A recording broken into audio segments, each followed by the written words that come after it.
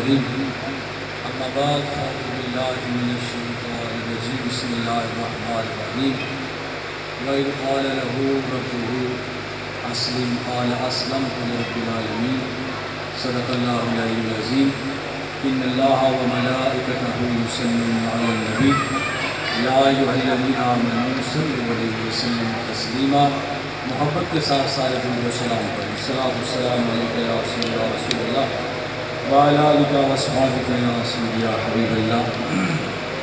حضرات محترم برادران اسلام، میں اس مبارک محفل پر جناب محمد فاتح صاحب، شیخ صاحب، ان کے سارے برادران دوست و احباب کو مبارکباد پیش کرتا ہوں کہ جو ہر سال کی طرح اس میلاد ہاؤس میں حضور علیہ السلام کے ذکر کی محفل کو سجاتے ہیں. اللہ تعالیٰ ان کی سعادت کو اپنی بارگاہ میں قبول فرمائے اور ہمارا یہاں بیٹھنا اللہ تعالیٰ اس سے بھی شرف قبولیت عطا فرمائے. میں کوئی لمبا چوڑا خطاب نہیں، میرا پروگرام بھی کوئی نہیں تھا. شیخ جمیل صاحب تشریف لائے، ہم نے خوش آمدید کیا. میں نے چونکہ جمعہ ہوتا ہے اور جمعے کے دن خطیب جو ہے وہ بڑا لمبا چوڑا خطاب کرتا ہے، اور میں نے سوچا تھا کہ آج جائیں گے، حضور کی بداستائی سنیں گے اور حضور کی صلاحانی سنیں گے، تو میں صرف 10-15 منٹ جو ہے وہ اپنی حاضری لگواتے ہوئے دو شہزادوں کا ذکر کرتے ہیں. کیونکہ آج ایام حج وقوف عرفہ ہے، اور ادھر تو آج ہے، کل ہمارے ادھر وہاں ہوگا، اور اصل تو وہی ہے جو ادھر ہے. تمام حجاج کرام میدان عرفات میں اپنے اللہ کو راضی کرتے ہوئے آج کی رات مزدلفہ میں گزاریں گے. تو ایام حج ہیں، حاجی حج کر رہے ہیں، احرام باندھے ہوئے ہیں. یہ دو شہزادوں، یہ حج جو ہے نا، یہ دو شہزادوں کے گرد گھومتا ہے. علامہ اقبال نے ارشاد فرمایا تھا کہ غریب و سادہ و رنگین ہے داستان حرم، غریب و سادہ رنگین ہے داستان حرم، نہایت اس کی حسین ابتدا ہے اسماعیل. یعنی خانہ کعبہ کی جو رونق لگائی ہے، یہ خانوادہ ابراہیمی کو یہ سعادت جاتی ہے. حضرت ابراہیم اور اسماعیل علیہ السلام کی قربانی اس کی وجہ سے، اور اسلام کو اور خانہ کعبہ کو جو 4 چاند لگا دیے یہ حسین پاک کی قربانی میں لگا ہے. علامہ اقبال نے فرمایا نہایت اس کی حسین ابتدا ہے اسماعیل. وہ بچہ حضرت ابراہیم علیہ السلام کو، وہ بچہ جو پیرانہ سالی میں بڑھاپے میں عطا ہوا، حضرت اسماعیل علیہ السلام. اللہ پاک نے فرمایا اے ابراہیم اس بچے کو میری راہ میں قربان کر دو. یہ تو سنت ابراہیمی ہے نا. ہم عشق کی بات کرتے ہیں، محبت کی بات کرتے ہیں. ہمارا عشق اور ہماری محبت اس وقت تک رہتی ہے جب تک ماحول پرامن رہے. جیسے ہی پرامن ماحول ختم ہوا، مصیبت شروع ہوئی، تکلیف شروع ہوئی، ہمارا عشق ختم ہو جاتا ہے. لیکن وہاں یہ بات نہیں ہے. وہاں خوشی ہو تو پھر بھی اللہ کی رضا پر راضی، اگر مصیبت آ گئے پھر بھی اللہ کی رضا پر راضی. حضرت اسماعیل علیہ السلام جو حضرت ابراہیم علیہ السلام کو 60 سال کی عمر میں یا 80 سال کی عمر میں عطا ہوئے، خوشی کا اندازہ لگا سکتے ہیں کہ اس عمر میں بیٹا پیدا ہو تو چند سالوں بعد حکم آ جائے کہ اس بیٹے کو قربان کرنا ہے. تو اس بندے نے کیا کیا؟ یہ نہیں کہ یا اللہ کوئی اور بیٹا مجھ سے لے لے، ایک ہی بچہ ہے جو مجھے عطا ہوا ہے، میرا امت ہی مجھ سے لے لے، میری بیوی کو مجھ سے لے لے. اللہ پاک نے فرمایا ابراہیم، میں نے ابراہیم اپنے بندے کو جب بھی کہا کہ میرے حکم پر اپنی گردن کو جھکا دو، تو ابراہیم نے اپنی گردن میرے حکم پر جھکا دی. یہ بندگی ہے، یہ اللہ تعالیٰ کو راضی کرنے کا ایک اعلیٰ مقام ہے. ہم قربانی دیتے ہیں، بڑے خوبصورت جانور دیتے ہیں، قیمت لگاتے ہیں، کوئی خوبصورت دمبا دیتا ہے، کوئی بکرا دیتا ہے، کوئی خوبصورت بیل دیتا ہے. یہ کس کی طفیل ہے؟ اس خوبصورت قربانی کا صلہ ہے. اگر وہ قربانی نہ دیتے تو ہم قربانی نہیں دے سکتے. اگر وہ حسین کا قربانی نہ دیتے تو آج یہ محفل نہ ہوتی. تو فرمایا کہ خواب میں فرمایا ابراہیم اپنے اس بچے کو راہ میں قربان کر دیا. اب اپنی بیوی حضرت حاجرہ اور حضرت اسماعیل علیہ السلام کو لے کے نا مکہ میں چھوڑ کر آئے. ایک کو بات بتا کے بس میں ختم کروں گا. تو جب جانے لگے نا تو خانہ کعبہ اس وقت ایک ٹیلا تھا, وہاں ایک عمارت سی خانہ کعبہ کی موجود تھی. نہ وہاں پانی تھی, نہ گھاس تھی, نہ کوئی اور چیز تھی. پھر اب وہ گیان ریگستان تھا. تو جب حضرت ابراہیم علیہ السلام چھوڑ کے جانے لگے نا تو آپ کی زوجہ حضرت حاجرہ نے فرمایا ایک بات سنتے جائیں. بات یہ ہے کہ خود چھوڑ کے جا رہے ہیں یا آپ کے رب نے حکم دیا ہے؟ خود چھوڑ کے جا رہے ہیں یا کہ رب نے حکم دیا ہے؟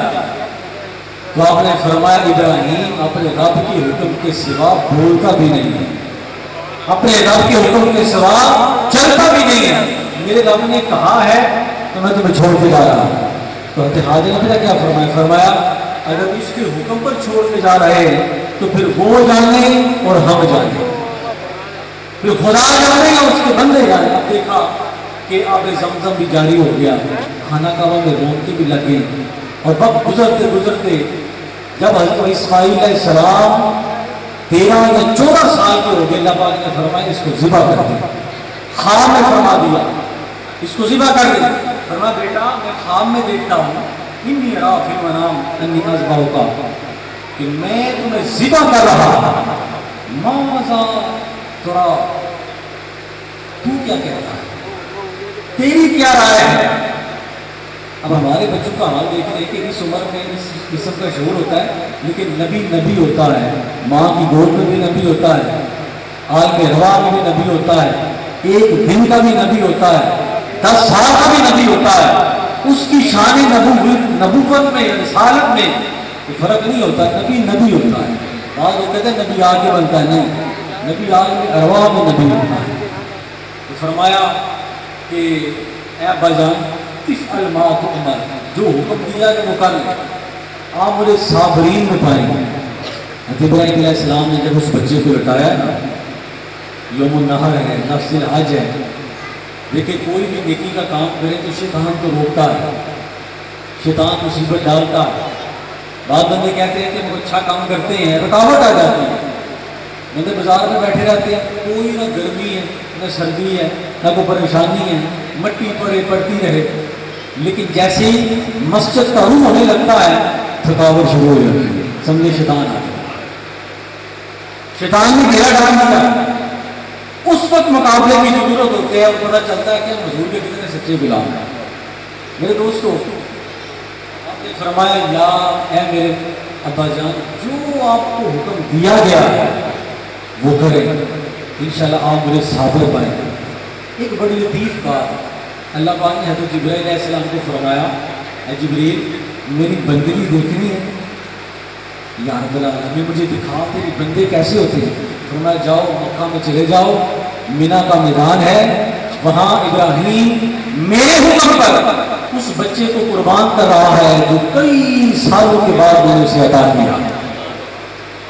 یہ کیسے ہو سکتا ہے کہ دعائیں مان کے اولاد نبینہ لی ہے اور اسے ذبح کر. فرمایا جاؤ میرا خلیل قربان کرنے کے لیے تیار ہے. اب جب وہاں پہنچے نا جبرائیل علیہ السلام تو زبان سے نکلا لا الہ الا اللہ اللہ اکبر.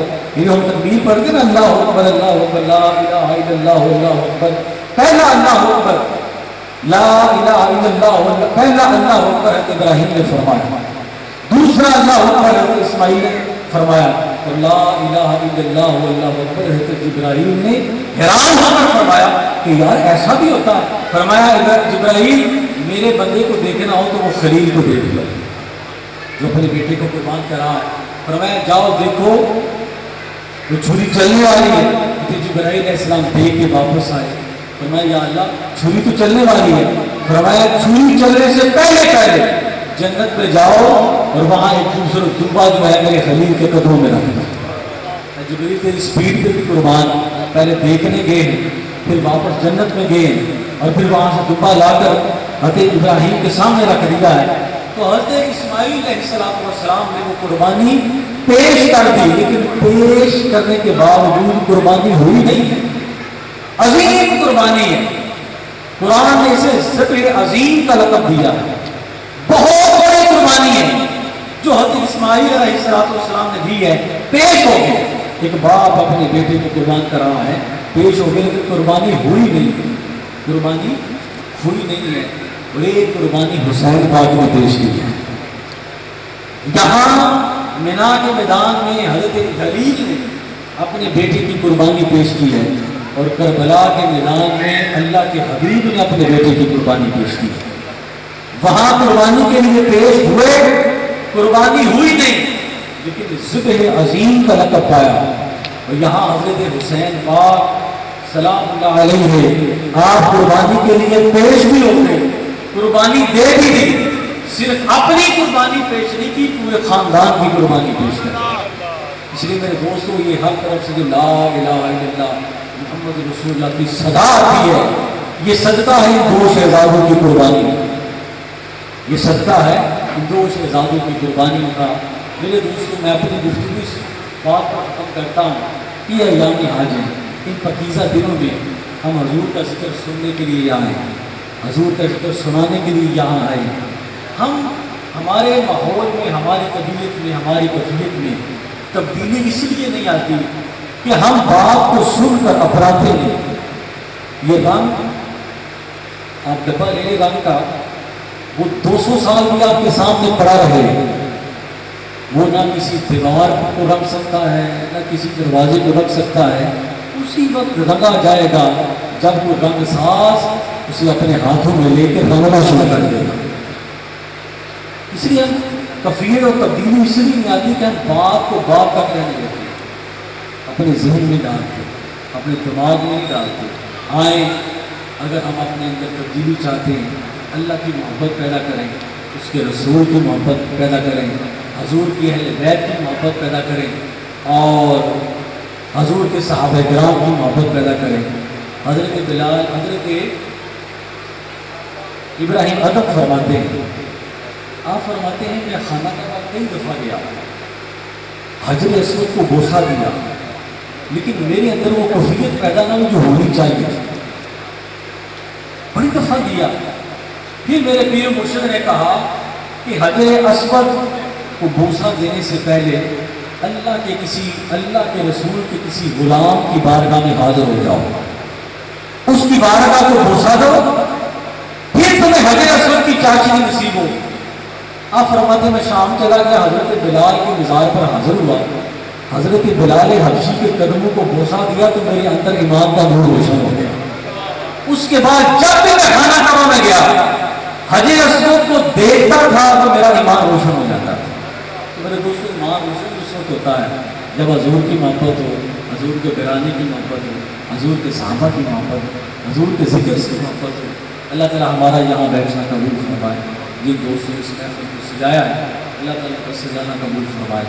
وما علینا الا البلاغ وآخر دعوانا ان الحمد للہ رب العالمین۔